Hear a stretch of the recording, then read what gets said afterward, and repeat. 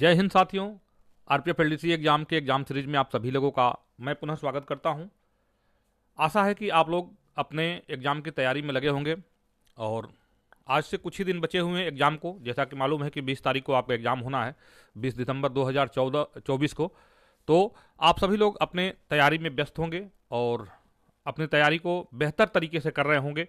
और इस तैयारी के लिए सबसे पहला जो ज़रूरी चीज़ है कि सभी जो भी सिलेबस के अकॉर्डिंग जो भी सब्जेक्ट दिए गए हैं, सभी सब्जेक्ट का एक बैलेंस बनाकर चलना। ये नहीं करना है कि हमें राजभाषा को छोड़ देना है तो रीजनिंग को छोड़ देना है, जीके जीएस को छोड़ देना है। सभी सब्जेक्ट पर आपको पकड़ बना के चलनी पड़ेगी, तभी ये एग्ज़ाम क्रैक हो पाएगा। क्योंकि एग्ज़ाम में जो है काफ़ी कंपटीशन है, सीटें कम हैं और अगर आपके एपीआर बहुत बेहतर नहीं है तो आपको और भी ज़्यादा मेहनत करने की ज़रूरत है। इस क्रम में इस चैनल के द्वारा आपको समय समय पर जो भी चीज़ें जो आपके लिए आवश्यक महसूस होती है उसको दिया जाता है। इसी क्रम में आज हमने जो क्यूबिक्स क्लासेस का जो हमारा ऑफिशियल एप्लीकेशन है, जो कि प्ले स्टोर पर उपलब्ध है, क्यूबिक्स क्लासेस का एप्लीकेशन, उस पर आज जो है क्यूबिक्स क्लासेस टीम के द्वारा जो है जो पिछला एग्ज़ाम जो भी हुआ है रूल 72 का, उसके जो पेपर हैं, जो प्रश्न आए हैं, वहाँ से जीके के पोर्शन का जो जिस तरीके के प्रश्न पूछे गए हैं उनको जो है जो टीम है, टीम के द्वारा पूरी तरीके से उस चीज़ पर शोध करने के बाद और एक 2500 प्रश्नों का ये सेट जो है, जिसमें से लगभग 2500 प्रश्न हैं, जिसमें से कि आपको भारतीय संविधान व पॉलिटी, इतिहास जिसमें प्राचीन इतिहास और मेडोल हिस्ट्री, और भूगोल जो कि भारत का भूगोल और विश्व के भूगोल से संबंधित, अर्थशास्त्र और कंप्यूटर, इन चारों पांचों सब्जेक्ट से जीके पोर्शन के अंतर्गत लगभग आपको 2500 प्रश्नों का एक सेट जो है आज ही जो है, आज कौन सा डेट है, आज दिनांक 7 को 7/12/24 को क्यूबिक्स क्लासेस के एप्लीकेशन पे लॉन्च हुआ है। तो आप लोग वहां से जाकर अपने जीके के पोर्शन को तैयार करिए। जीके का जो क्षेत्र है बहुत ही विस्तृत है। जीके में यह कह पाना कि ये प्रश्न जो है पार्टिकुलर इसी जगह से आएगी, ये बहुत ही मुश्किल है। लेकिन हर परीक्षा का अपना एक शेड्यूल होता है, हर परीक्षा का अपना एक स्टैंडर्ड होता है। और जो हमारी एलडीसी एग्जाम की जो परीक्षा है, इसके पिछले 10 सालों के जो पेपर्स हैं, जो एग्जाम पेपर हैं, उसको रिवीजन करने के बाद, उसको रिव्यू करने के बाद जो भी सक्षम लोग हैं उनके द्वारा जो है यह बनाया गया है। तो आप जरूर वहां से जाकर उसको चेकआउट करिए। और क्यूबिक्स क्लासेस का एप्लीकेशन है, वहां से जाकर आपको वहां से डाउनलोड करके और जो 2500 प्रश्न है वहां से पढ़िए। हमें आशा है कि जीके पोर्शन के अंतर्गत जो भी प्रश्न आएंगे वहां से जरूर आपको मिलेंगे। इसी क्रम में आपको नमूना के तौर पे कुछ प्रश्न हम आज भारतीय संविधान और पॉलिटी से का जो ये पोर्शन है इसको लेकर चल रहे हैं और इस पर लगभग 400-500 प्रश्न है इसमें। तो मैं कोशिश करूंगा कि अधिक से अधिक प्रश्नों को यहाँ से अटेम्प्ट करके और आपके लिए दूं। सभी प्रश्नों पर जो है विधिवत चर्चा कर पाना मुश्किल है, लेकिन जो मेरे लिए मुझे लगेगी कि जो जिन प्रश्नों पर और भी कुछ एक्स्ट्रा बताने की जरूरत है तो मैं वहां जरूर उसको एक्सप्लेन करने की कोशिश करूंगा अपने बेस्ट ऑफ नॉलेज में। तो आइए शुरू करते हैं आपका सेगमेंट। और आपसे एक बार मैं पुनः कहूंगा कि क्यूबिक्स क्लासेस का जो एप्लीकेशन है वहां से जाकर और यहां से जाकर इस जो है पीडीएफ को डाउनलोड कर ले और 2500 प्रश्न है, ये आपके लिए बहुत ही बेनिफिशियल होने वाले हैं। तो आप उसको जाकर उसका लाभ लें। आइए शुरू करते हैं। पहला प्रश्न देखिए कि आपको जैसे कि यहाँ पे हो रहा है कि एक दल के रूप में संविधान सभा की रचना हेतु 1924 में संविधान सभा का प्रथम विचार सर्वप्रथम किस पार्टी के द्वारा प्रस्तुत किया गया था। तो जैसा कि मालूम है कि स्वतंत्रता के बाद जो है भारत का एक स्वतंत्र संविधान की आवश्यकता सबको पड़ी थी। तो इसमें कई सारे लोगों ने जो है अपने राय दिए, अपने विचार रखे, जिसमें से कि एक पार्टी के रूप में जो है स्वराज पार्टी के द्वारा सबसे पहले जो यह विचार लाया गया कि जो है पूर्ण स्वशासन के लिए जो है एक संविधान सभा का निर्माण किया जाए। तो इस प्रश्न का सही ऑप्शन ये हो जाएगा स्वराज पार्टी। और तो एक दल के रूप में जो है स्वराज पार्टी ने जो है यह संविधान सभा के रचना हेतु 1924 में संविधान सभा के का विचार जो सर्वप्रथम एक पार्टी के रूप में प्रस्तुत किया था। अगले प्रश्न के ऊपर चलते हैं। व्यक्तिगत तथा औपचारिक रूप से 1934 में संविधान सभा का गठन का विचार सर्वप्रथम किसने दिया। देखिए, व्यक्तिगत रूप में ये पार्टी के रूप में इन्होंने विचार दिया और व्यक्तिगत और औपचारिक रूप में सन 1934 में संविधान सभा के गठन का विचार सबसे पहले जो है एम एन राय के द्वारा दिया गया। अगले प्रश्न के ऊपर चलते हैं। भारतीय राष्ट्रीय कांग्रेस ने पहली बार कब राष्ट्रीय संविधान के निर्माण के लिए आधिकारिक रूप से संविधान सभा के गठन की मांग की थी। जैसे कि आपको मालूम है कि सबसे पहले जो भारतीय राष्ट्रीय कांग्रेस और जो मुस्लिम लीग था, ये जो उस समय की जो सबसे ज़्यादा एक्टिव पार्टियां थी। तो सबसे पहले जो भारतीय राष्ट्रीय कांग्रेस के द्वारा जो संविधान सभा के निर्माण के लिए आधिकारिक रूप से संविधान सभा के गठन की मांग इसमें कब किया था? 1935 में किया था, 1935 में किया था।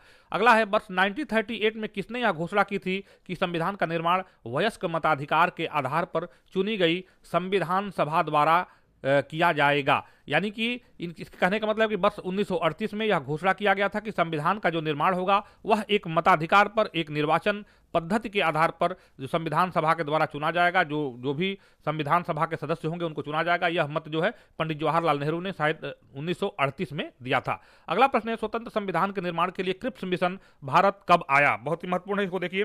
तो क्रिप्स मिशन सबसे पहले जो है यह 22 मार्च 1942 को जो है क्रिप्स मिशन यहाँ भारत आया था। और इस मिशन का जो प्रस्ताव है, इस मिशन के द्वारा जो प्रस्ताव दिए गए थे, उस प्रस्ताव को जो है भारतीय राष्ट्रीय कांग्रेस और मुस्लिम लीग ने नकार दिया था, जिसकी वजह से यह जो है क्रिप्स मिशन जो है सफल नहीं हो पाया था। यह जो है क्रिप्स मिशन जो भारत में सफल नहीं हो पाता। लेकिन तो अगर प्रश्न आता है कि क्रिप्स मिशन भारत कब आया था, तो 1942 को आया था। 22 मार्च 1942 को क्रिप्स मिशन भारत आया था। अगला प्रश्न, 3 सदस्य कैबिनेट मिशन भारत कब आया? कैबिनेट मिशन जो है यह भारत कब आया? 22 मार्च 1946 को।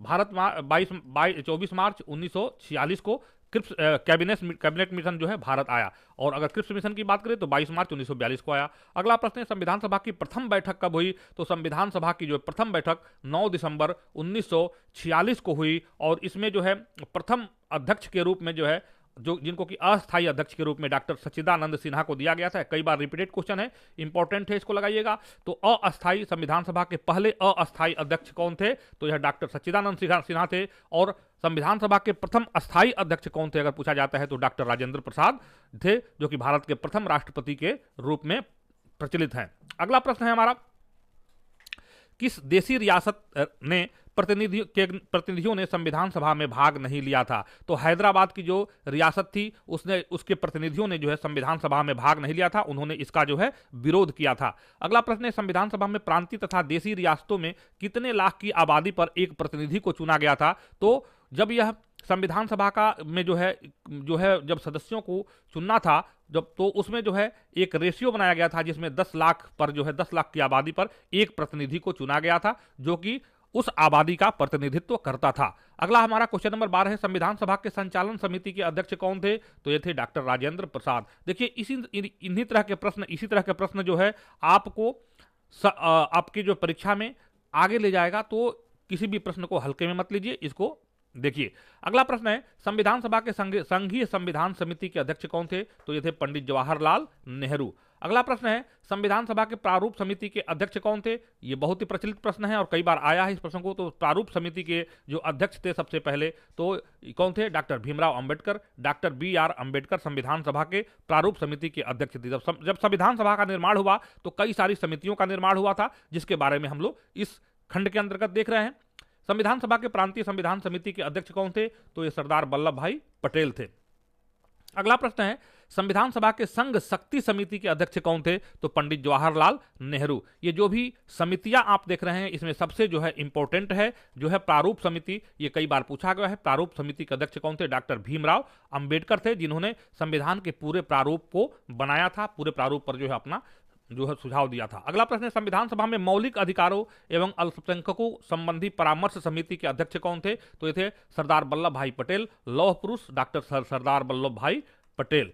अगले प्रश्न के ऊपर चलते हैं, संविधान सभा में राष्ट्रध्वज संबंधी तदर्थ समिति यानी कि एडहॉक कमेटी के अध्यक्ष कौन थे? तो ये डॉक्टर राजेंद्र प्रसाद थे।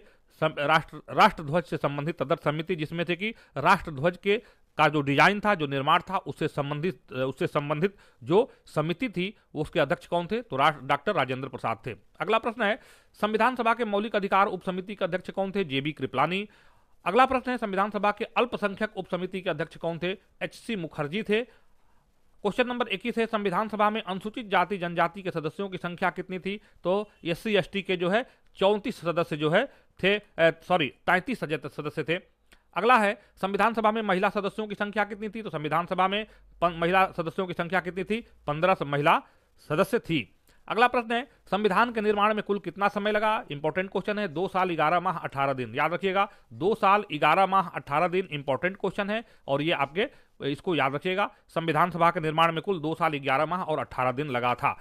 संविधान सभा में कुल कितनी बैठकें हुई थी? तो कुल 11 बैठकें। संविधान सभा में कुल 11 बैठकें हुई थी और इस पर कितना खर्च हुआ था? इस पर 64,96,729 रुपया खर्च हुआ था उस समय। आप समझ सकते हैं कितना खर्चीला रहा उस समय। और लगातार 3 साल तक जो है संविधान सभा की बैठकें हुई, तब जाकर संविधान को अंतिम रूप दिया गया। तो ये संविधान हमारे लिए कितना महत्वपूर्ण है और इस संविधान की जो चीजें हैं वो कितनी महत्वपूर्ण है, इसके बारे में आप अंदाजा लगा सकते हैं। अगला है, संविधान सभा की अंतिम बैठक कब हुई? तो 24 जनवरी 1950। 24 जनवरी 1950 को संविधान सभा की अंतिम बैठक हुई और 26 जनवरी 1950 को संविधान पूर्ण रूप से लागू हो गया। चलिए अगले प्रश्न के ऊपर चलते हैं। संविधान सभा द्वारा किस वर्ष राष्ट्रीय ध्वज को अपनाया गया? तो राष्ट्रीय ध्वज को 22 जुलाई 1927 को राष्ट्रीय ध्वज को अपनाया गया। 1947 को अपनाया गया था। जो राष्ट्रीय ध्वज को कब संविधान सभा के द्वारा राष्ट्रीय ध्वज को यहां पे देखिए थोड़ा सा अच्छा हो, संविधान सभा द्वारा राष्ट्रीय ध्वज को कब अपनाया गया था? तो यह अपनाया गया था 22 जुलाई 1947 22 जुलाई 1947 को अपनाया गया था। और जो अभी वर्तमान में जो राष्ट्रीय ध्वज का जो स्वरूप है उसी स्वरूप में उसको अपनाया गया था। अगला है, संविधान सभा द्वारा किस वर्ष राष्ट्रीय गान को अपनाया गया था? तो राष्ट्रीय गान को सबसे पहले जो है संविधान सभा ने 24 जनवरी 1950 को अपनाया था। राष्ट्रीय गान कौन सा है? तो राष्ट्रीय गान है जनगण मन। आइए ये महत्वपूर्ण है, इसके बारे में और भी कुछ चीज़ों को जान लेते हैं। मैंने पहले ही कहा था जो चीज़ महत्वपूर्ण होगी उसको जो है हम लोग उस पर बात करेंगे। देखिए सबसे पहले जो जनगण मन है यह एक बंगाली कविता, यह एक क्या है? बंगाली कविता है। एक बंगाली कविता थी जिसको कि रविंद्रनाथ टैगोर, किसने लिखा था? रविंद्रनाथ टैगोर जी के द्वारा जो है यह बंगाली कविता जो है लिखा गया था। और सबसे पहले इसे 27 दिसंबर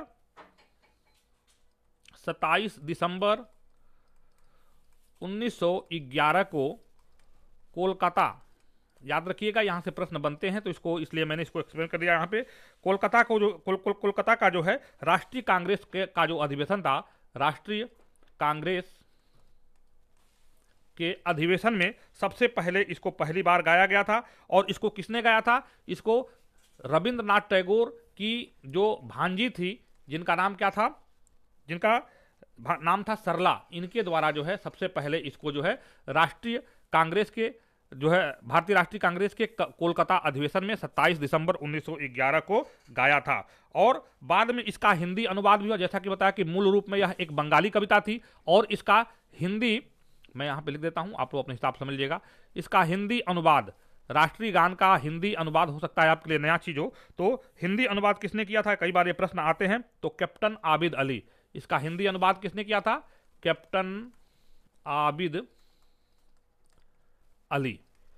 तो जैसा कि आपने देखा जो हमारी राष्ट्रगान है, यह जो एक बंगाली कविता थी और इसको रविंद्रनाथ टैगोर जी के द्वारा लिखा गया था और उनकी भांजी सरला के द्वारा सबसे पहले इसको भारतीय राष्ट्रीय कांग्रेस के कोलकाता के राष्ट्रीय अधिवेशन में गाया गया था। और इसका हिंदी अनुवाद किसके द्वारा किया गया था? कैप्टन आबिद अली के द्वारा किया गया था। तो ये प्रश्न आपको आशा है कि यहाँ से अगर राष्ट्रीय गान से संबंधित प्रश्न बनेंगे तो आपको जरूर ही आप इस प्रश्न को करेंगे और इस प्रश्न को आप अटेम्प्ट करें। अगला प्रश्न है, संविधान सभा द्वारा किस वर्ष राष्ट्रीय गीत को अपनाया गया? राष्ट्रीय गीत को 24 जनवरी 1950 को जो है राष्ट्रीय गीत को और राष्ट्रीय गान दोनों को अपनाया गया। 24 जनवरी 1950 को जो है यह भारतीय राष्ट्रीय कांग्रेस के जो है अधिवेशन में सबसे पहले जो है राष्ट्रीय गीत को, राष्ट्रीय गान को अपनाया गया। उसके बाद से राष्ट्रीय गीत क्या हमारा है? वंदे मातरम। क्या है? वंदे मातरम। और इसको 24 जनवरी 1950 को अपनाया गया। और इसको किसने लिखा था? इसको लिखा था बंकिम चंद। कई लोग कंफ्यूज हो जाते हैं, राष्ट्रीय गीत और बंकिम चंद चटर्जी जी के द्वारा इसको लिखा गया था। और यह भी जो है क्या था? यह एक संस्कृति, यह मूल रूप में क्या था? संस्कृत में था। संस्कृत में मूल रूप में जो यह हमारा जो है राष्ट्रीय गीत है, यह किसमें था? मूल रूप इसका संस्कृत था, वंदे मातरम। जैसा कि आप इसको सोच सकते हैं कि वंदे मातरम वंदे जो है एक मातरम जो है एक संस्कृत शब्द है, तो इसका मूल किसमें था? संस्कृत में था। और इसको जो है किसमें लिया गया था, इसको जो है सन 1882, इसके बारे में एक और प्रश्न बनता है, 1882 में तत्वबोधिनी नामक जो है एक पत्रिका थी, उस समय की महत्वपूर्ण पत्रिका थी, तो उससे उसमें जो है इसको जो है लिया गया था। यहाँ पे देखिए थोड़ा सा मैं कंफ्यूज हो रहा हूँ, ये इस चीज को आप जो है कनेक्ट मत करिएगा। ये 1882 में तत्वबोधिनी नामक पत्रिका से इसको नहीं लिया, इसको आनंद मठ से लिया गया था। आनंद मठ जो है, जो कि रविन्द्रनाथ टैगोर जी के द्वारा लिखा हुआ एक जो है यह काव्य था, इसके द्वारा आनंद मठ से जो है इसको लिया गया था। और जो है यह जो है किसके द्वारा लिखा गया था, यह लिखा गया था जो है बंकिम चंद्र चटर्जी के द्वारा। अगला प्रश्न है, भारत किस वर्ष राष्ट्रमंडल का सदस्य देश बना, तो मई 1949 को जो है राष्ट्रमंडल का सदस्य बना। स्वतंत्र भारत के प्रथम राष्ट्रमंडल तथा विदेशी मामलों के मंत्री कौन थे, पंडित जवाहरलाल नेहरू। स्वतंत्र भारत के प्रथम सूचना व प्रसारण तथा राज्यों के मामलों के मंत्री कौन थे, सरदार वल्लभ भाई पटेल। स्वतंत्र भारत के प्रथम गृह मंत्री कौन थे, सरदार वल्लभ भाई पटेल। ये प्रश्न रिपीटेड है, कई बार आया है प्रश्न, तो इसको देखिएगा। अगला है, स्वतंत्र भारत के प्रथम खाद्य एवं कृषि मंत्री कौन थे, डॉक्टर राजेंद्र प्रसाद थे। और स्वतंत्र भारत के प्रथम शिक्षा मंत्री कौन थे, तो डॉक्टर मौलाना अबुल कलाम आजाद थे, जो है स्वतंत्र भारत के प्रथम शिक्षा मंत्री। अगला है, स्वतंत्र भारत के प्रथम रेल मंत्री एवं परिवहन मंत्री कौन थे, जॉन मथाई। इंपॉर्टेंट है यहाँ से जो है रेल मंत्री, और जो है उसके साथ साथ कौन थे, परिवहन मंत्री भी थे, जॉन मथाई थे। अगला है, स्वतंत्र भारत के प्रथम कानून मंत्री कौन थे, डॉक्टर भीमराव अंबेडकर। पहले जो है लॉ मिनिस्टर जो है डॉक्टर भीमराव अंबेडकर। और स्वतंत्र भारत के प्रथम श्रम मंत्री कौन थे, जगजीवन राम, डॉक्टर जगजीवन राम। और स्वतंत्र भारत के प्रथम रक्षा मंत्री कौन थे, तो सरदार बलदेव सिंह थे। अगला है, स्वतंत्र भारत के प्रथम स्वास्थ्य मंत्री कौन थे, राजकुमारी अमृता कौर थी। और स्वतंत्र भारत के प्रथम वाणिज्य मंत्री कौन थे, तो सी एच भाभा थे। और स्वतंत्र भारत के प्रथम संचार मंत्री कौन थे, तो रफी अहमद किदवई। और स्वतंत्र भारत के प्रथम वित्त मंत्री कौन थे, R.K. खडमुगम सेट्ठी। अगला है, स्वतंत्र भारत के प्रथम खान व ऊर्जा मंत्री कौन थे, P.N. गाडगिल। स्वतंत्र भारत के प्रथम उद्योग और आपूर्ति मंत्री कौन थे, डॉक्टर श्यामा प्रसाद मुखर्जी थे स्वतंत्र भारत के प्रथम उद्योग एवं आपूर्ति मंत्री। संविधान सभा द्वारा भारतीय संविधान को किस वर्ष पारित किया गया, तो 26 नवंबर 1949 को जो है संविधान सभा के द्वारा भारतीय संविधान को पारित किया गया। इसीलिए इसको जो है 26 नवंबर को जो है हम संविधान दिवस के रूप में भी इस चीज को सेलिब्रेट करते हैं। अगला है, मूल संविधान में अनुच्छेदों की संख्या की थी जब संविधान बना, तो मूल संविधान में अनुच्छेदों की संख्या 395 थी। और मूल संविधान में कुल कितने भाग थे, तो 22 भाग थे। 395 अनुच्छेद और 322 भाग थे। अभी जो है कई बार जो है संविधान के जो अनुच्छेद हैं इसमें कई सारे बदलाव हुए हैं। अगले प्रश्न के ऊपर चलते हैं। मूल संविधान में अनुसूचियों की संख्या की थी, 8 अनुसूची थी, यानी 395 अनुच्छेद, 22 भाग और 8 अनुसूचियां थी मूल संविधान में। और संविधान सभा के सभी समितियों में सबसे महत्वपूर्ण समिति कौन थी, तो यह प्रारूप समिति थी। मैं पहले बताया था, जिसके अध्यक्ष कौन थे, doctor Bhimrao, doctor B.R. Ambedkar ji थे जिसके अध्यक्ष थे। अगला है, संविधान सभा के प्रारूप समिति का गठन कब हुआ, तो 29 अगस्त 1947 को जो है संविधान सभा के प्रारूप समिति का गठन हुआ था। अगला है, संविधान सभा में किस दिन भारतीय संविधान को पहली बार पढ़ा गया था, तो सबसे पहले जब संविधान बनकर हुआ तो 4 नवंबर 1948 यानी कि नवंबर 4 1948 को जो है संविधान सभा में पहली बार इसको संविधान में को पढ़ा गया था। अगला है, संविधान सभा में the constitution as settled by the assembly be passed नामक प्रस्ताव किसने पेश किया था, यह बहुत ही महत्वपूर्ण प्रश्न है। इसको जो है यह जो है रेलवे की कई परीक्षाओं में विगत वर्षों में आया है। इस प्रश्न को आप इंपॉर्टेंट में लगाइएगा, यह प्रश्न आ सकता है। तो यह डॉक्टर भीमराव अंबेडकर ने जो है इस प्रस्ताव को इसको पेश किया था। अगला प्रश्न है, the constitution as settled by the assembly be passed नामक प्रस्ताव किस वर्ष पारित किया गया, तो 26 नवंबर 1950 को यह पारित किया गया था। अगले प्रश्न के ऊपर चलते हैं। निम्न में से किसे भारतीय संविधान का पिता कहा जाता है, बहुत ही मोस्ट इंपॉर्टेंट प्रश्न है। तो डॉक्टर भीमराव अंबेडकर को, जिन्होंने संविधान के प्रारूप समिति के अध्यक्ष जो थे, जिन्होंने प्रारूप समिति का निर्माण किया, तो डॉक्टर भीमराव अंबेडकर को भारतीय संविधान का पिता, फादर ऑफ इंडियन कॉन्स्टिट्यूशन कहा जाता है। अगला है, भारतीय संविधान पूर्ण रूप से किस वर्ष लागू हुआ, 26 जनवरी 1950 को संपूर्ण भारत में यह लागू हो गया और 26 नवंबर 1950 को यह पारित हुआ, 26 नवंबर 1949 को पारित हुआ और 26 जनवरी 1950 को संपूर्ण रूप से भारत में यह लागू हो गया। संविधान सभा के लिए हुए चुनाव में मुस्लिम लीग की कितनी सीटें जीती थी? तो जब संविधान सभा के लिए चुनाव हुआ, जिसमें से कि एक वयस्क मताधिकार चुनाव हुआ, तो इसमें मुस्लिम लीग को 73 वोटें मिली थी, 73 जो है मत इसमें मिली थी, और इसमें भारतीय राष्ट्रीय कांग्रेस को सबसे ज्यादा मत मिले थे। अगला प्रश्न के ऊपर चलते हैं। 296 सीटों पर संविधान सभा के लिए हुए चुनाव में कांग्रेस ने कुल कितनी सीट जीती थी? तो 208 सीटें जो है संविधान भारतीय कांग्रेस को जुड़ा था, और 73 सीटें जो है यह जो है मुस्लिम लीग के द्वारा जीता गया था। अगला है, किस संविधान निर्माता को आधुनिक मनु की संज्ञा दी जाती है? ये भी इंपॉर्टेंट प्रश्न है, आधुनिक मनु। तो मनु जो कि मानव जाति के निर्माण के लिए जो है मनु जी को माना जाता है, उसी प्रकार जो है संविधान निर्माता को आधुनिक मनु की संज्ञा दी जाती है। किसको? डॉक्टर भीमराव अंबेडकर को। ये प्रश्न जो है प्रचलन में है, आ सकता है, इसको ध्यान रखिएगा। पहली बार किस दिन पूर्ण स्वराज दिवस मनाया गया? तो 26 जनवरी 1930 को जो है पूर्ण स्वराज दिवस के रूप में 26 जनवरी 1930 को मनाया गया। अगला है, भारतीय संविधान की शुरुआत में के साथ ही किस अधिनियम को समाप्त कर दिया गया?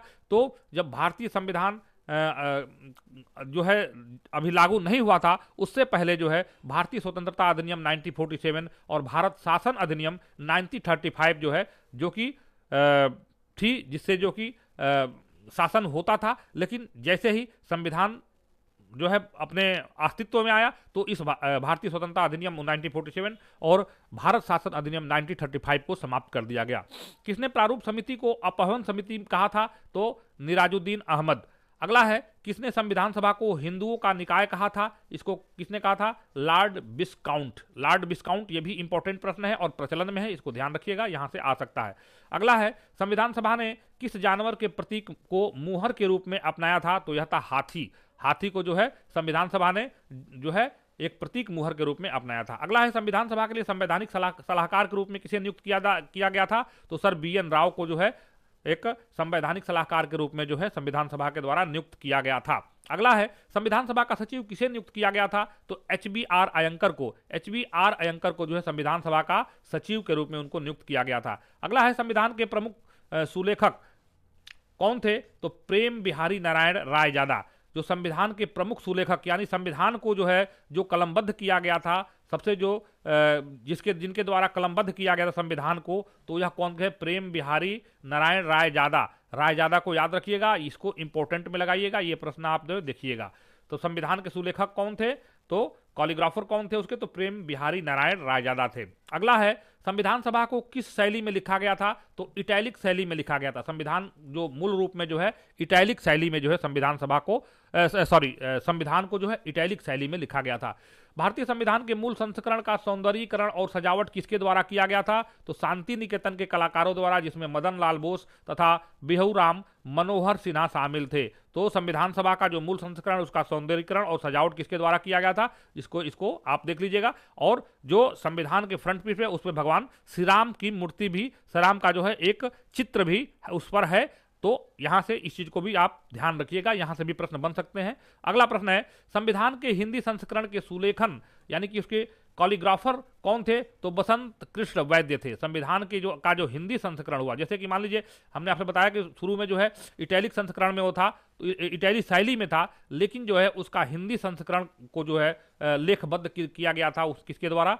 तो बसंत कृष्ण वैद्य के द्वारा किया गया था। और इससे मिलता जुलता ये भी प्रश्न इसको रखिएगा, जो कि संविधान के प्रमुख सुलेखक थे, जो लिखने वाले जो कलम से लिखे थे, वो कौन थे? प्रेम बिहारी नारायण रायजादा थे। अगला प्रश्न के ऊपर चलते हैं। मूल संविधान के हिंदी संस्करण का सौंदर्यीकरण और सजावट किसके द्वारा किया गया था? तो नंदलाल बोस के द्वारा किया गया था। अगला है, डोमिनियन विधानमंडल के रूप में संविधान सभा की पहली बैठक कब हुई थी? 17 नवंबर 1947 को डोमिनियन विधानमंडल के रूप में संविधान सभा की पहली बैठक हुई थी। डोमिनियन विधानमंडल के रूप में संविधान सभा की पहली बैठक की अध्यक्षता किसने किया था? तो वह किया था GB मावलंकर के द्वारा जो है उसका जो है पहली बैठक की अध्यक्षता की गई थी। अगला प्रश्न देखिए, महत्वपूर्ण प्रश्न आ गया। विश्व का सबसे लंबा और लिखित संविधान किस देश का है? तो वह भारत का है। इंपॉर्टेंट में लगाइएगा, यहां से प्रश्न बन सकते हैं। अगला है, भारतीय संविधान का अधिकांशतः ढांचा किस अधिनियम से लिया गया था? तो यह भी बहुत ही महत्वपूर्ण है। भारतीय शासन अधिनियम 1935 से लिया गया था। जैसे कि आपको पहले से मालूम है कि जब संविधान अपने अस्तित्व में नहीं आया था उसके पहले इसी अधिनियम के द्वारा जो है शासन व्यवस्था का संचालन होता था। भारत शासन अधिनियम 1935 के द्वारा। अगला प्रश्न है, भारतीय संविधान में संघीय व्यवस्था, न्यायपालिका, राज्यपालिका, आपातकालीन अधिकार तथा लोक सेवा आयोग का विवरण किस अधिनियम से लिया गया है? तो यह भारत शासन अधिनियम 1935 से लिया गया था। अगला है, भारतीय संविधान का प्रस्तावना यानी कि जो उसकी उद्देशिका थी किसने प्रस्तुत किया था? तो पंडित जवाहरलाल नेहरू ने। भारतीय संविधान का जो प्रस्तावना है तो यह किसने किया था? यह किया था जो है पंडित जवाहरलाल नेहरू जी के द्वारा किया गया था। अगला है, संविधान की कुंजी किसे कहा जाता है? बहुत ही इंपॉर्टेंट प्रश्न है, आपके परीक्षा में एक्सपेक्टेड है, आ सकता है। तो संविधान सभा की कुंजी जो है, संविधान की जो प्रस्तावना है उसको संविधान सभा की कुंजी कहा जाता है। और संविधान सभा की प्रस्तावना किसने प्रस्तुत किया था? तो यह किया था पंडित जवाहरलाल नेहरू जी के द्वारा किया गया था। और इसको संविधान की कुंजी, प्रस्तावना को क्या है? संविधान की कुंजी यानी कि चाबी भी कहा जाता है।